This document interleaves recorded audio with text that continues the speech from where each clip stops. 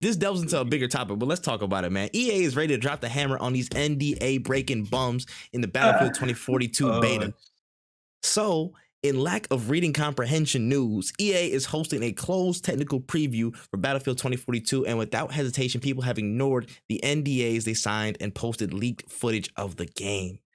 And it's not looking like it's going to go unpunished. As the lead community manager at EA Studios Europe, Adam Freeman went to Twitter to establish potential consequences for leakers. Freeman stated, break the rules, expect to lose access to both the technical playtest, future EA test, and potentially access to the 2042 itself when it releases.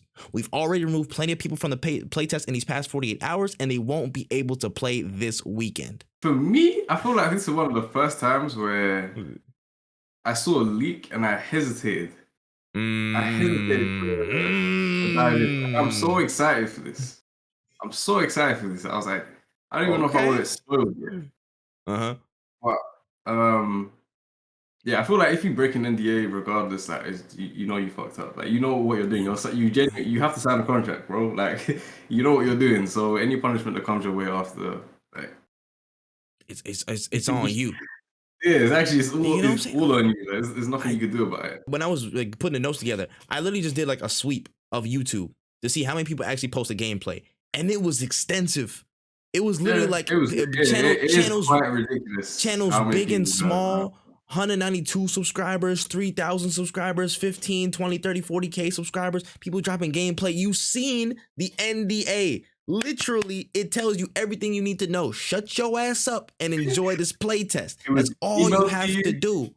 You put your name on it, the date you signed it, and your signature, and then you still leak the gameplay. You deserve everything that's coming to you after that. And I'm pretty sure in these gameplay snippets, your IP, your Battlefield name, your EA name, all that stuff is displayed.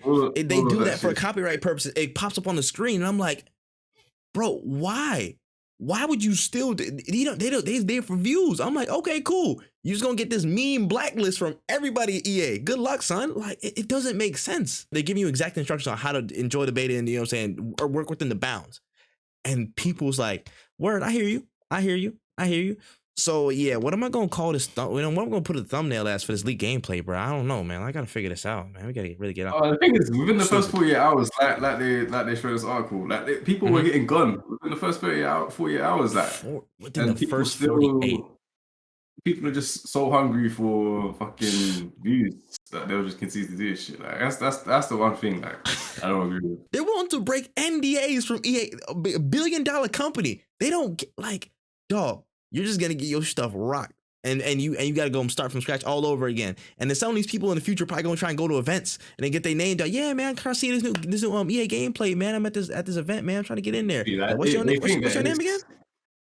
Yeah, they think it's not that deep, but your name is going down on a paper and it ain't ever gonna get removed, bro. It's one of the saddest things, and this wasn't the only thing it happened to. There was another closed test for another game I seen all on the timeline. People were streaming it. People were streaming footage of the game with their whole thing. You know what I'm talking about. But like they were streaming footage of that game, and I was like, yo, there's no way that they're just out in the open. Their whole information's on the front of this thing, in blur or whatever. Like you see your whole information, and they're still going with no regard for their own channel health, bruh.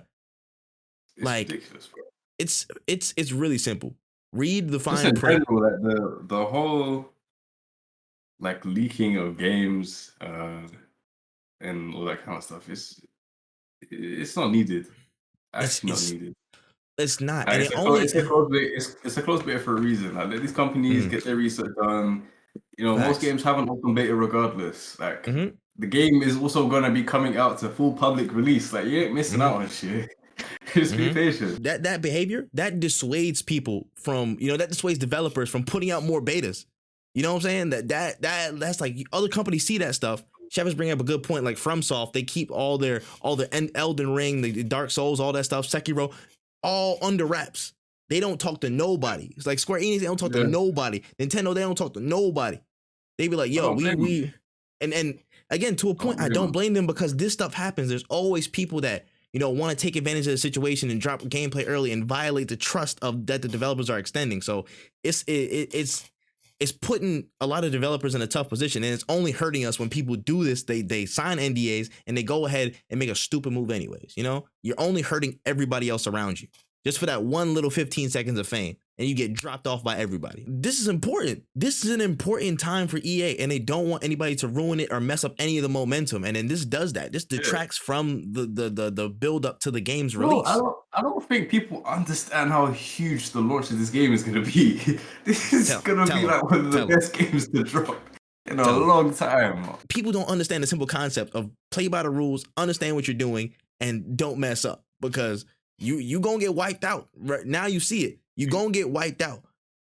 And the thing is, people don't believe. Like, people think that NDAs don't hold weight.